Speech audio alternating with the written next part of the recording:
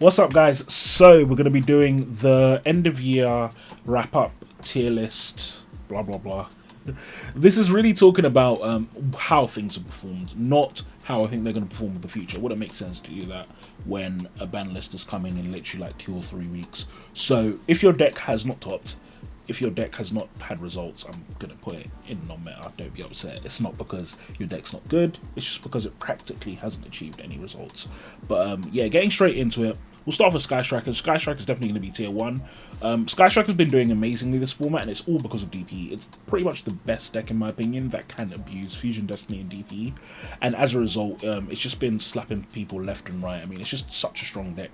The fact that Imperial Order is still a card, and this deck, which is all based around spells, is still doing so well, tells you just how strong DP is. It just really is an amazing card that addresses all the issues Sky Striker had.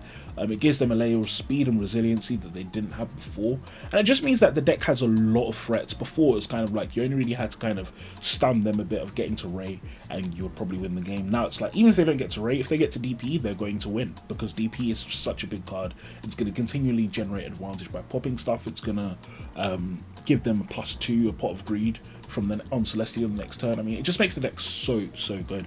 So definitely tier 1, one of the best decks of the format. Me personally, I'd say it's probably 4 or 5 in terms of the format. There's very few decks that I would actually consider above it. But yeah, Sky Strike, an amazing deck. Altergeist is going to be bottom of Rogue.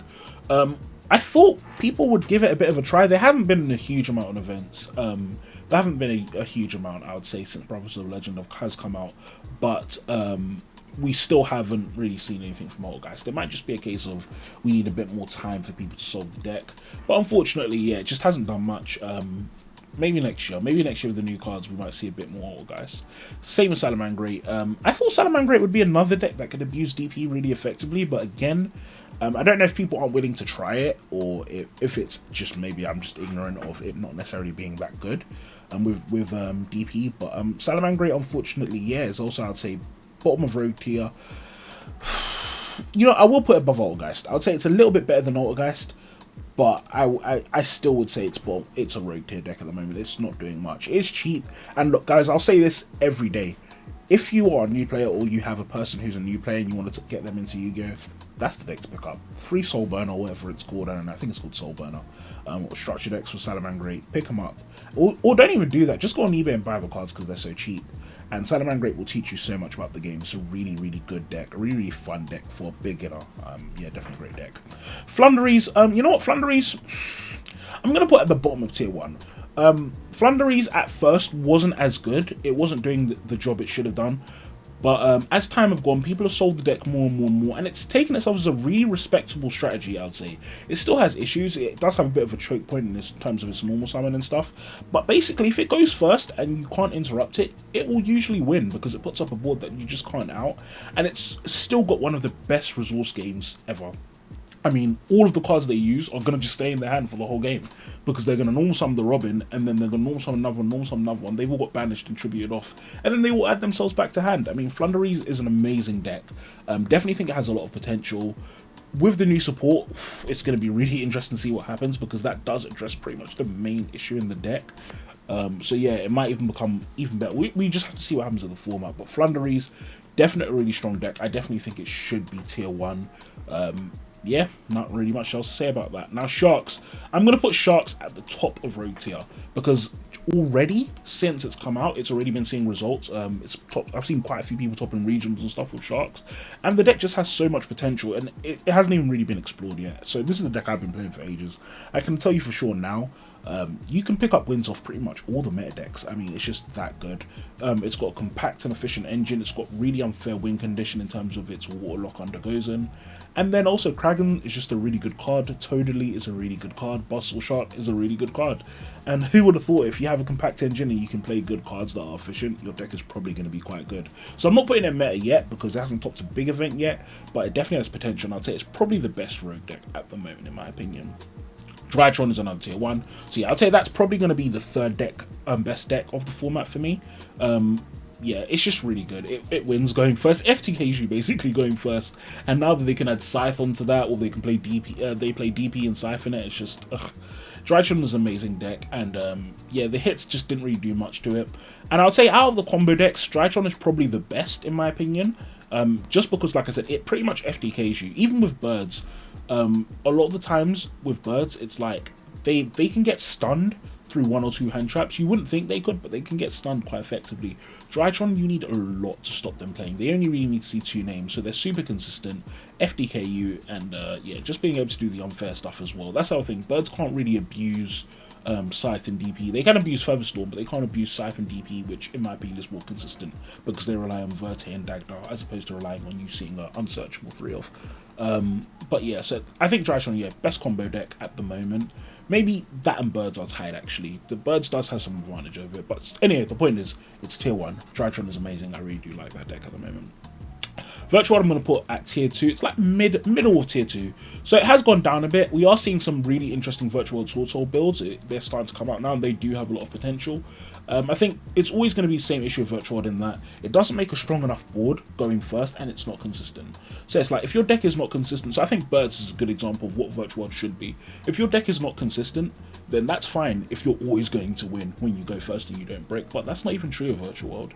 It will win sometimes, but its boards aren't usually that oppressive.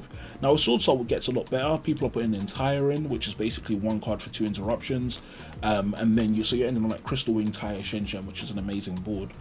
But I mean, even with that, it's almost kind of like, why don't you just play Sword Soul? I mean, if you're gonna do that. But yeah, still a good deck. But yeah, like I said, mid to bottom of tier 2. It's not doing as much as we could. Ignista, look, I thought Ignista would do bits. I thought this format was perfect for Ignista. A lot of decks that want to go first. Ignista is one of the few decks that can confidently go second, even without going second cards. But unfortunately, we just haven't seen anyone do anything.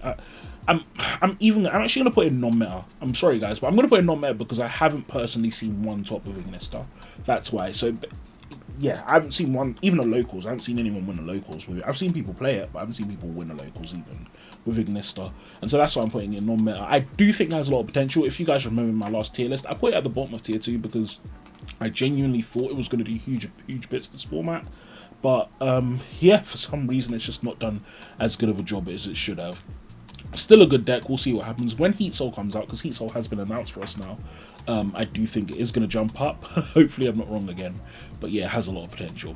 Invoked. So yeah, Invoked I'll put in, yeah, so like I said, Sky Striker, yeah, if I would say Sky Striker was the 5th best deck, Invoked I'd say is the 4th best. Invoked is just a solid good deck.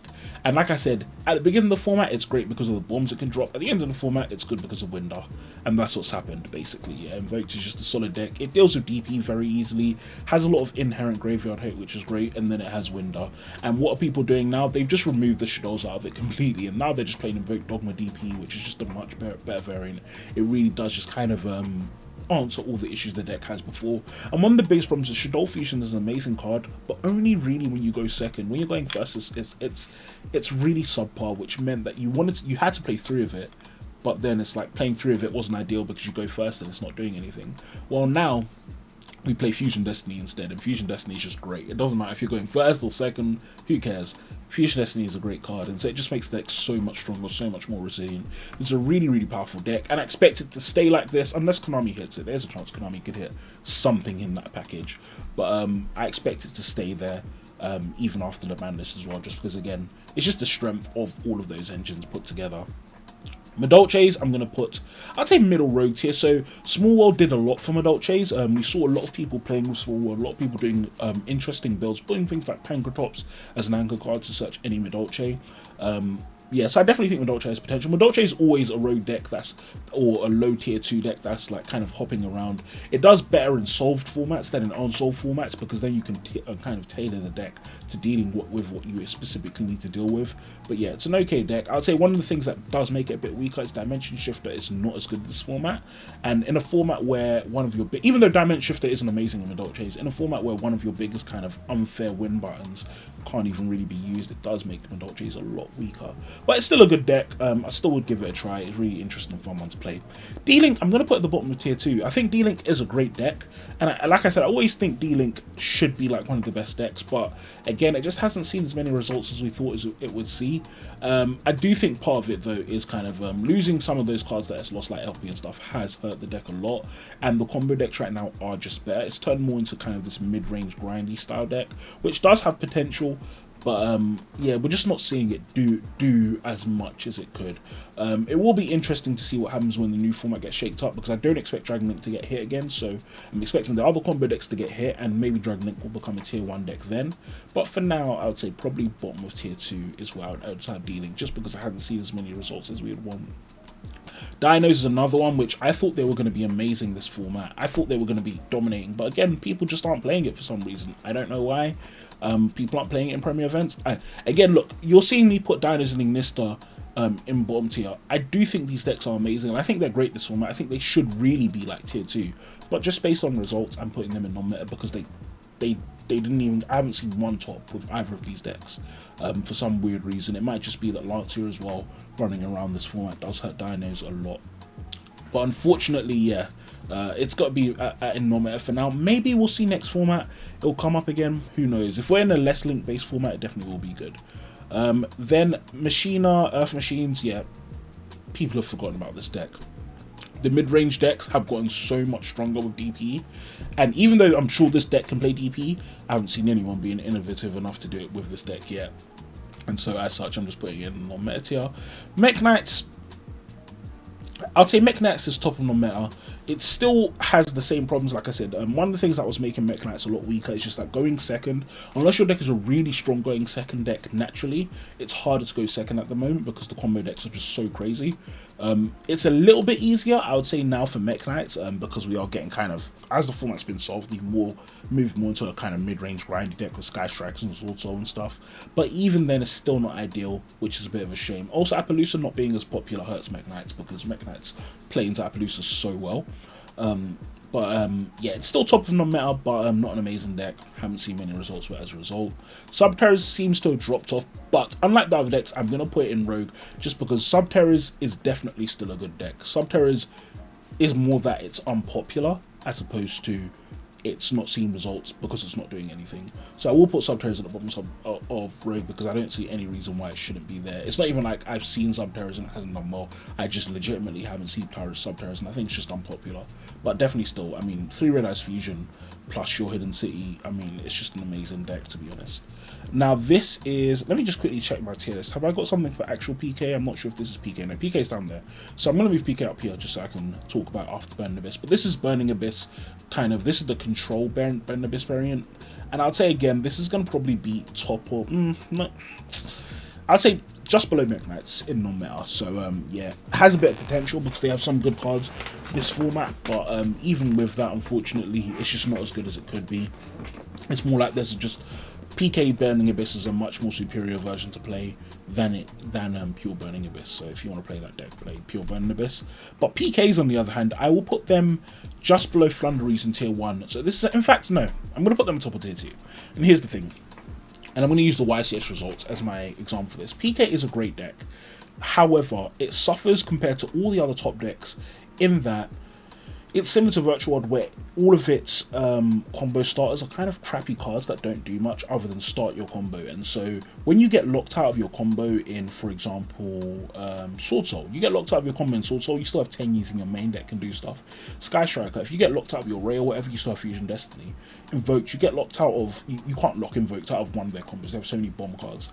PKs have a hard choke point in Cherubini, and if you lock them out of Cherubini, or if you Nibiru them, or if you Lancia or whatever, I mean, they just get so hardcore stunned, and it makes them hard to play the game. And this is why we didn't see PK do very well in the YCS, simply because it's just in a longer tournament, it gets locked out so easily. Now, when it does kind of get into the game, it's amazing. It has a very, very strong grind game. It can do just unfair things with its resources as well. I'd say, in terms of the combo decks, it's got probably one of the best resource games, because you can just keep banishing cards, and then they'll special summon and search. And it's like Orcus, where every card has basically 2 effects. It has a field effect and a graveyard effect, which is nuts. But even in spite of that, we're just not seeing the results from PK because I think it just can't contend with the other control decks. And then also, its turn 1 board isn't as oppressive as you'd think. One of the things that Dragoon did for PK is it gave it a spell and trap negate. And so cards like Evenly Matched stopped being amazing. Evenly Matched Lightning Storm, they stopped being amazing against PK. Well, now, those cards are actually really good against PK because they don't have a spell and trap negate. Now, they can scythe lock you sometimes, but to do that, they need to open themselves up to Nibiru, which is also really frustrating. And so, there's just too many limitations on the deck to stop it from being a top tier combo deck. I do still think it's good. I do still think it's one of the best decks of the format, but I'm not going to put it tier 1. I think the results do show that. Because it's just, it's easier to stop, I'd say, than the other combo decks, and then its final form isn't as scary as the other top decks. So yeah, that's why I'm putting PK at the top of tier 2. Cyberdragon's bottom of tier 1, nothing to say about that. Infernoids is, I would say, also going to be non-meta. We just haven't seen really results with Infernoids.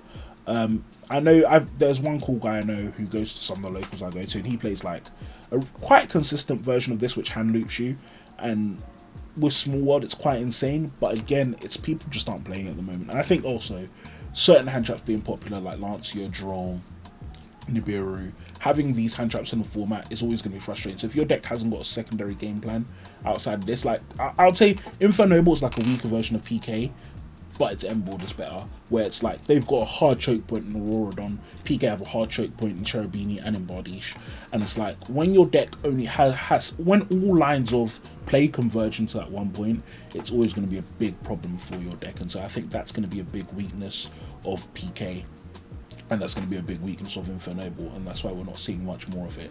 Now, Tri-Brigade, this is talking about pure Tri-Brigade when I'm talking about Tri-Brigade, but I will move Lurelask up after this just to talk about it, and I'll move that Lurelask up to talk about Lurelask Tri-Brigade. But anyway, yeah, pure Tries, I think, is still bottom of tier 2. It's a great deck. Revolt is still a great card. It just so happens that Lurelask version is superior, and when in more of a combo format, but pure Tries is great. Still seeing quite a few people top. I think Kieran Bowers topped with Tri-Brigade DP or something like that just 1 or 2 months ago. I might be wrong, but yeah, deck is still really good. Definitely think it's has a lot of potential.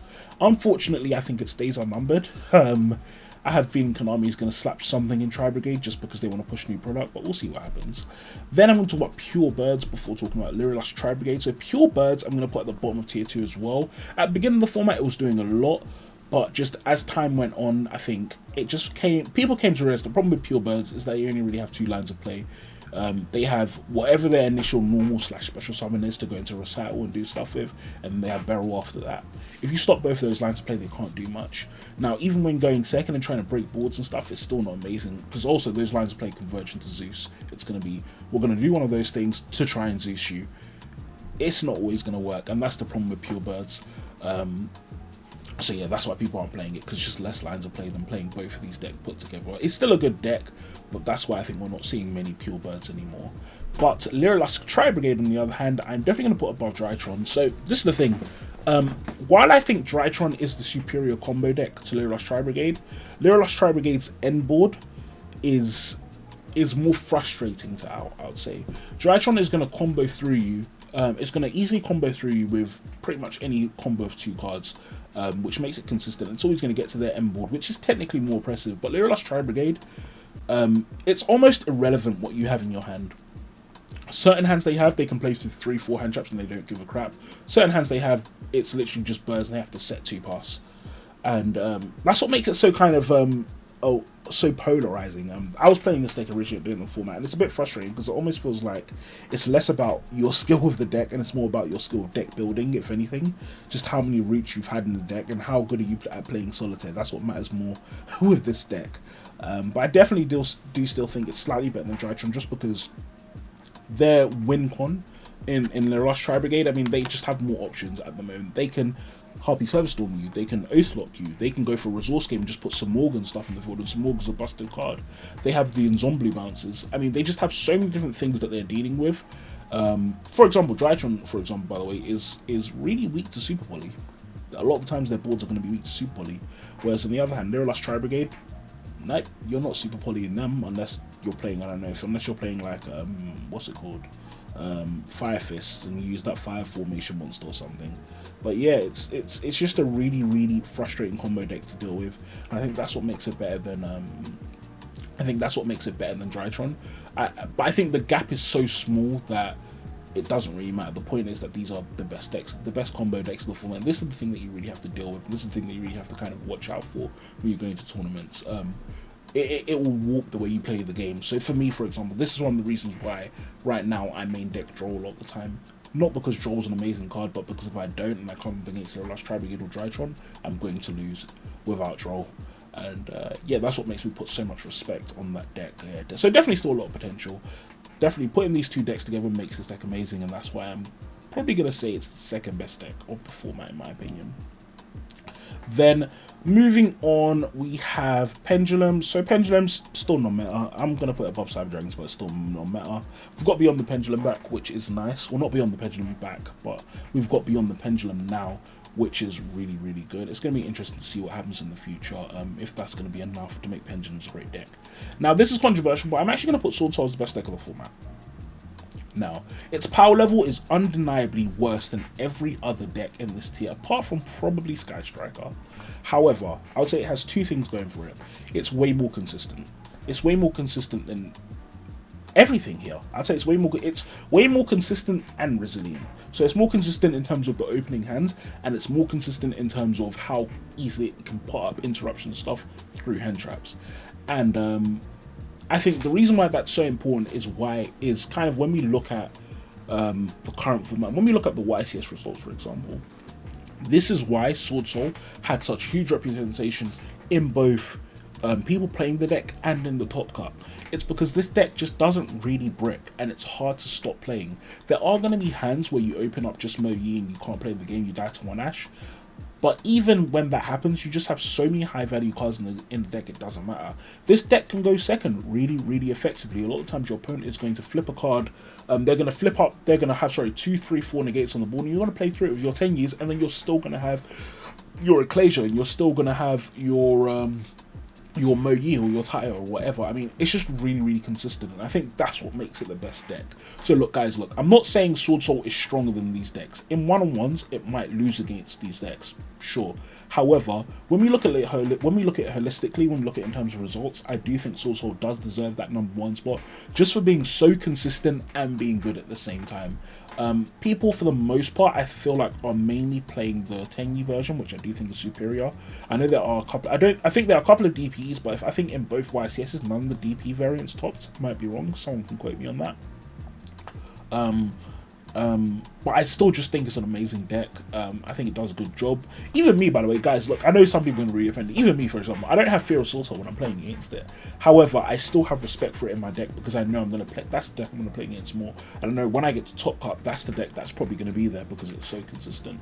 So yeah, Sword Soul definitely deserving the 1 position. And just in case you guys are interested, this is my top 5s of the format, by the way, for now. So it's Sword Soul, Lyrilusk, Drytron, Invoked, and Sky Striker. That for me is the top 5 decks of the format. But yeah, really good deck, and I do think it's deserving of the #1 spot.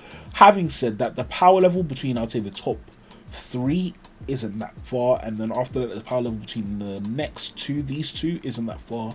And I'd say Flanderies is the only one that's below all of these. However, it's way above all of these in my opinion.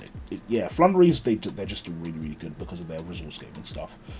Shadows, regardless of what variant you're playing, I'd say Shadows is top of rate tier now. The problem with the Shadow, and this is the thing, it's annoying because right now, obviously, we're seeing Schism and Winder and Aerial to an extent being played as packages in other decks, but essentially, Shadows have been kind of pushed to the side because of DP. They've been power crept because of DP at the moment, and so even though Winder and individual cards and Shadow are good, Shadows as an engine is still good. Shadows' deck is not, whether it's Invoked Shadows or Pure Shadows. I think it's top of Rogue.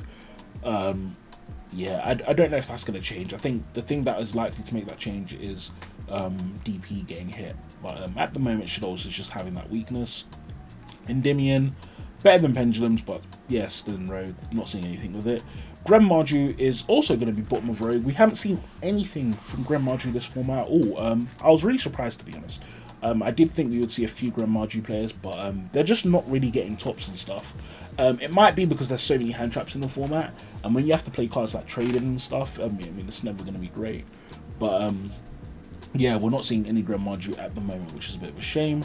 Mystic Mine Burn variants, haven't seen anything. I still think it's a good strategy. It will sneak wins, but we haven't seen anything, so I'll put it kind of top of non-meta tier. Just, yeah, just where Mechanites is and stuff. Adamancipator has seen a little bit of results, and Adamancipator, look, I fundamentally think Adamancipator is a good deck. I think as a combo deck, its ceiling is up there with these decks on the top, and it has a lot of options. It also forces you, I always say this about Adamancipator, the thing I like about Adamancipator is that it forces the opponent to make bad decisions. You almost always have to negate the first card they use, because if you don't, a lot of times you don't get options to negate other cards. And that's so frustrating because it limits the choices your opponent has, which is what you want to do. It's what you want to do in any competitive game. You want to limit the amount of choices your opponent has. So I do think it's a great deck. However, it does have consistency issues. And also, while their boards are great, their follow-up sometimes isn't, because they usually have to burn through so many cards to get to those boards. They have to use so many synchro ladders that a lot of times they have like 4 cards left in the extra deck, which is a bit of a disadvantage for them as well. And also not having Block Dragon hurts them, of course. Live Twins is a great deck, and we have seen quite a lot of results of it, so I'm going to put it at bottom of tier 2. Yeah, we have seen people topping a lot, not necessarily winning regionals and stuff, but topping a lot, because it's just consistent. It's consistent and it's an effective strategy. This is basically what Sharks is trying to be right now. I always call Sharks crappy version of Live Twins. But yeah, Live Twins is a really, really good deck at the moment. I do definitely like it. Then moving on, August. So August, there was a little bit of scrap stuff with August. I know someone talked for like a scrap August list a while ago, but I still don't think it's amazing. Gearsu is just a big choke point. They need something. I think they need a new card, if anything, because August, again, it's the same problem as a lot of decks where it's like they have a lot of ways to get to a certain play, but then you choke that play and they stop. And for them, it's like you choke that Nightmare or you choke that Galatea, and then they can't do anything. Dingy Send is always going to be great, but August unfortunately is not doing as much as it could be. Prank Kids, people just stopped playing Prank Kids, but I will still leave it kind of close to top of rotate. It's still a great deck. Having one Meow does hurt the deck, but I mean it still is kind of one card full combo, and then your opponent needs to interact with that to stop the one card full combo, which is great, and it's better than a lot of the other decks on the list. However, I think popularity wise it went down because of having that one Meow. It did kind of lose some of the unfairness, which is good, to be honest, because Prank Kids was annoying me. Eldritch, I'm actually going to put above PK, and the reason why is because this format, in my opinion, Eldritch is probably the best grindy, slow back row deck there is. Flanderies, look, Flanderies is a fake normal summon deck. Flanderies, it says it's normal summoning, but I just see it as special summoning because it's doing it 15 times a turn anyway. So when we're talking about actual kind of slow control strategies, set 5 pass kind of, I think Eldritch is just pretty much the best. King of the Sky Prison is amazing in this deck. Eldritch itself can abuse DP if it wants to. They just have lots of outs to everything. Having the Eldritch Send in the hand is always going to be great. Golden Orders is still a great card. Playing lots of purple cards is still busted a lot of times. I mean, Torrential Strike, this is another format where Torrential Strike is just so powerful, and so they don't even really care about going second a lot of the time. And yeah, just in general, I think Eldritch is amazing. I was actually playing Eldritch at the beginning of the format. So Eldritch and Irrelastical Water I was playing at the beginning of the format, and both of them are seeing amazing results with it, because it's just such a good deck. So I definitely do think Eldritch should stay at the top of tier 2. Not strong enough to be a tier 1, but it's definitely still a really good contender. Zodiac, I will put at the bottom of Rogue. It's undisputedly better than all of these decks. The other decks in Rogue, yeah, it's hard to contend with, but like I said, at the moment they only really have one line of play, which is normal summon something and hope it doesn't get killed. It's not good enough, unfortunately. Yeah, Konami just doesn't like Zodiacs. And then Dogmatica, so this is pure Dogmatica. Like I said, Dogmatica, Invoke Dogmatica, blah blah blah, is up here, but pure Dogmatica I'd probably say is gonna be non-meta. We just haven't seen any results of it. It's just not good enough, unfortunately. In fact, just because of that, I'm going to move Zoo down as well, because like I said, I'm putting stuff in non-meta that I haven't seen any results at all. I don't like, the only exception that I've given to this so far has been Subterrors, but everything else they just haven't seen results. At least I haven't seen any results, which I'm moving it down. I have two Dragoons here because I forgot, but Dragoon Dragoon's still busted. Dragoon variants are still strong. People are still topping Dragoon variants, and it's always going to be the kind of strategy that is going to top things occasionally, just because Dragoon's busted. Dragoon's going to win a game for you here and there. Yeah, I mean, a lot of decks still can't out it. Now, at the moment, pretty much all the top decks can out it, which is putting kind of a dent in it. But when you look at a lot of these rogue decks, they can't deal with it, and so that's the thing about Dragoon. Ice Shade, I haven't seen anything with Ice Shade. It's a shame. Yeah, the deck has a lot of good cards. It actually does. But maybe when they get some more support, we'll see some interesting Ice Shade strategies. Heroes, on the other hand, is actually going to be Rogue. So we had MBT. I mean, even though it wasn't a proper sanctioned tournament, I think he showcased very well just how strong... MBT is a great player, and I think he showcased very well just how strong Heroes is at the moment. Fusion Destiny, they do really well Fusion Destiny. And their Dark Law is just a great card this format. And they can just play through a lot. Denier also makes Malicious great again. So many things about Heroes is just a lot better than before. And look, Heroes was a deck I've never respected, but I really do think Fusion Destiny did give it a bit more life than it should have. Like I said, every other deck got like 10% better. Fusion Destiny, Heroes got like 15% better with Fusion Destiny. Skystrike got like 40% better, so they're using it better. But yeah, Heroes is still a respected strategy in my opinion at the moment. Now, Magic Key, yep, that's another one, no results. Thunder Dragons, that's another one, no results. People aren't playing these decks at all. Don't know why. Infernoids should be getting results, because it's good this format, but again, this is a deck that people tend to not play as much. Even in Brothers of Legend, we had some reprints with Infernoids, but we're not seeing as many Infernoids as we would hope to see. I do still think Infernoids is a great deck though.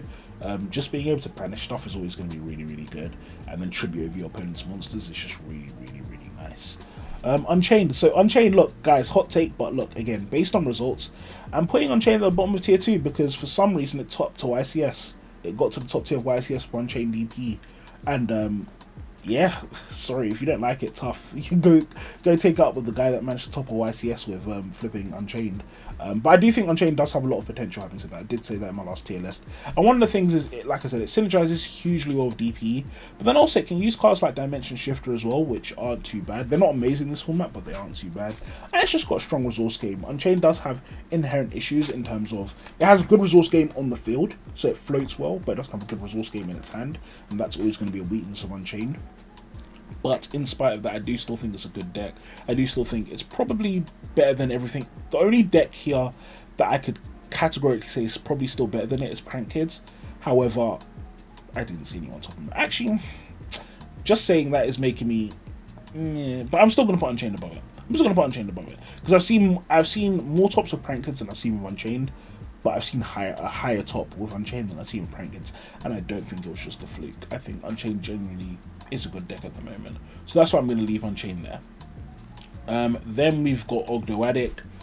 Yeah, no one's doing much with Ogdoadic. I know it has potential, but again, no one's doing much. B-Troopers. Look, guys, B-Troopers is a hilarious deck. And I think Herman Hansen's call to pick B-Troopers was insane. But I think even before that, people have been aware of just how much potential B-Troopers have.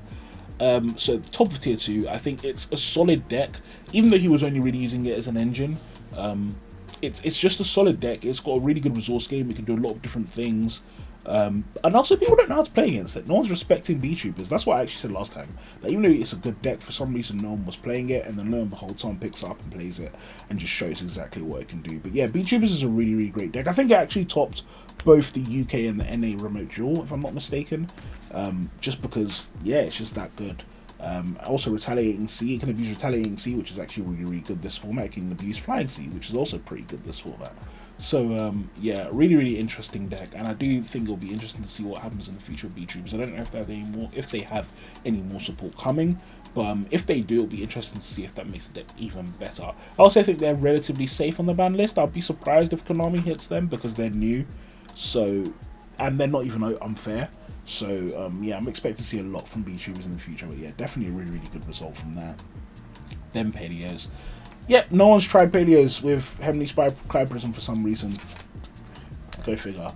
But yeah, guys, that is my tier list for this format, so I'm quite happy with it. There are one or two things I'll say that maybe I might move around, but in general, I'm happy with this as a relative reflection of what actually happened in the format. Not necessarily what's going to happen going forward, but what actually happened for the last kind of 2 or 3 months. I'd say this is a relatively fair reflection of it. So it's going to be really interesting to see what happens in 2022. I think our next banning list is January 17th. So yeah, probably after that I will do another one to kind of update on what I think is going to happen for the new year. But for now, that's everything I've got, guys, and I'll talk to you soon. Peace.